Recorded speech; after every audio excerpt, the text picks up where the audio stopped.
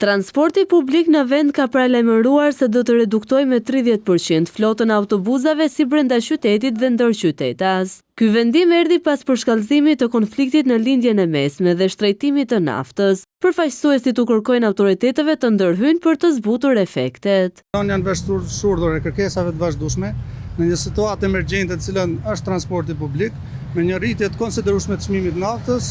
Jemi të detyruar të njoftojmë se transporti publik ditën e hanë, nëse nuk do të kemi një reagim nga institucionet, jo për shkak të një presioni që mund të bëjmë, por për shkak të pamundësisë ekonomike, do të reduktohen flota e mjeteve me 30% për shkak krizës të vazhdueshme. Shoqatat e transportit kërkojnë nga institucionet përgjegjëse rishikimin e një sër taksash mbi karburantin. Kërkesat ekonomike janë një ndërhyrje emergjente ose subvencion të transportit publik me lek për litër, siç ishte edhe në rastin e luftës së Ukrainës, ose reduktimi i taksave siç është ajo e çarkullimit apo akcizës.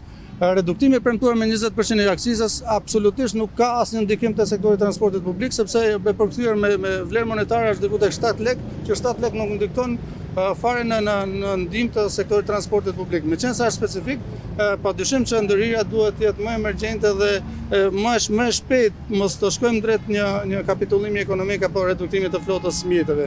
Edhe pse saktësuan se nuk do të ketë rritje të çmimit të biletës, përfaqësuesit e transportit publik kërkojnë ndërhyrje pasi sipas tyre u janë shtuar kostot.